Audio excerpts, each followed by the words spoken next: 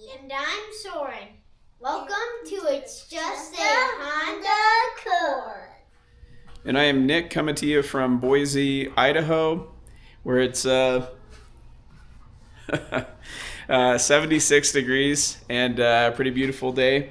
On this week's episode, myself and my two kids are going to be installing the OEM cargo net on my Integra Type S. If you find yourself getting some value out of this video, please hit that like button or subscribe. And without further ado, let's go ahead and get to installing the cargo net. So this is a collection of probably overkill, way overkill on the trim removal tools, if I even need any. But yeah, I have the cargo net right here. Comes with some hardware. It does have a couple of Rivnuts in it, which require a specialty tool, which I have right here. And I was able to buy this tool because it's like 120 bucks from Bernardi Acura, and they will allow you to return the tool and use it, which is very cool.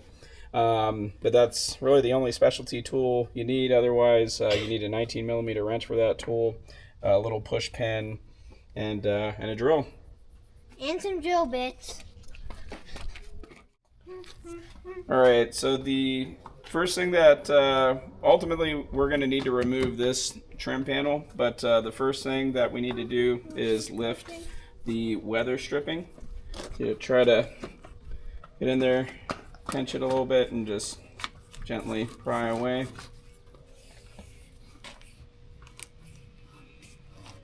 Until you get up into that panel. Do the same thing on the other side. And let me see this. So I can see a clip right under there, and you know there's one. It's kind of hard to see on that side as well. So I'm gonna go grab a tool and give this a shot. It's on record. Okay. All right, so I'm gonna start on this side and pry up. Okay, then this one down here is starting to come loose. So I can reach these in here. There we go. That one's totally freed. And then I'm just gonna keep working across. Being pretty gentle. I do the same thing where it actually start Don't here. be too hard or you're gonna break it. Okay, and I'm just pushing forward, and I need a light. Yeah, so as soon as I lifted up the spare tire cover, or the tire inflator cover, I mean, I was able to pull it out. That's the back side. Oh no! Daddy, look! What's up, buddy? This is just a piece of felt. So, and it's, yeah. So after you loosen everything, that's what it looks like.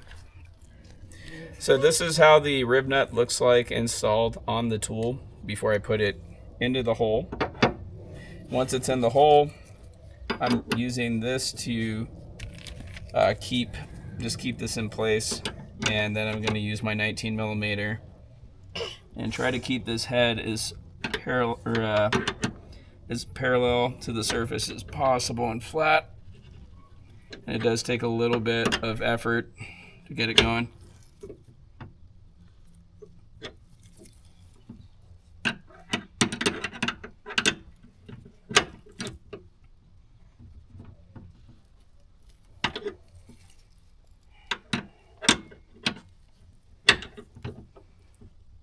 Just rough. There we go. Now it's just about to start getting tight. This magnet activates in the wrong time. There we go. It So already hooked onto this. Oh. So now it's all right. So I'm going to start making a hole on the back of the panel so that the stud that mounts the Rivnut can clear.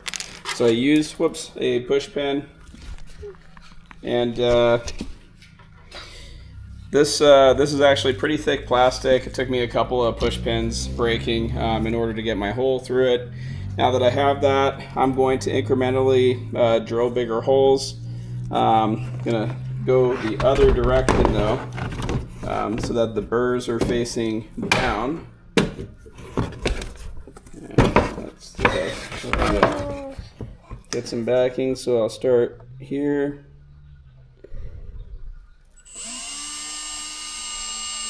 And make sure your drill speed is on slow so you don't have any wild rides. And I'll just keep working my way up to bigger drill bits. It occurred to me that it's a con if you drill from this direction and have the burrs facing outward. You can easily file them because it's plastic. But I just realized that I should change my technique up in this video, because if the drill wants to skip around on me, I'd much rather have it scratch this side of the plastic than the one that is facing you when you're in the trunk. So now I'm gonna continue drilling.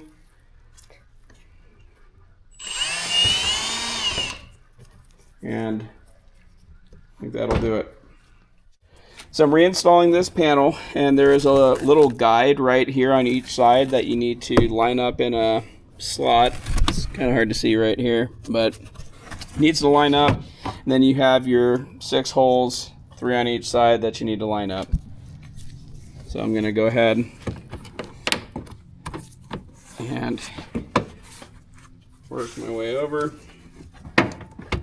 Make sure that one, there it is. And they're good. Alright, so now that this panel's on, I'm going to go ahead and take the stud and collar and thread it into the Rivnut hole. Get it till it's tight. And then you can go ahead and screw on the plastic hooks, which I cannot find. So the last thing we need to do hardware wise is put on the anchors. So go ahead and screw that right onto the stud. I'll help you get that started. There you go. And just keep going.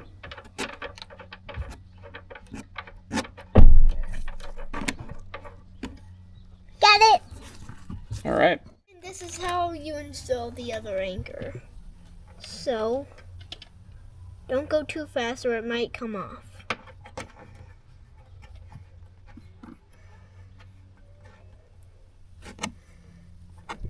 Good.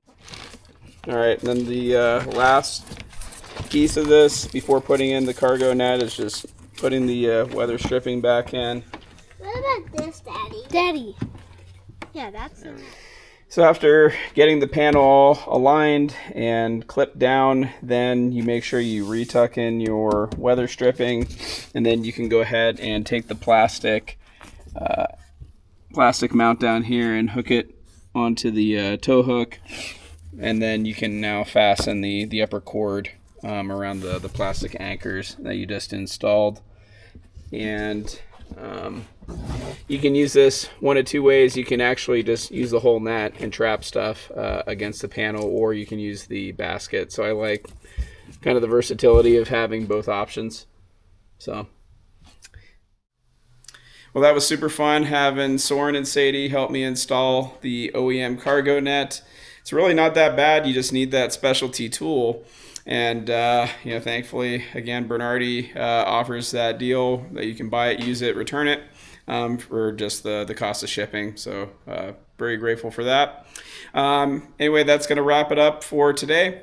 On next week's episode, I am planning on installing, I think, mirror covers and new mirrors. So stay tuned for that. I'll see you next time. Take care.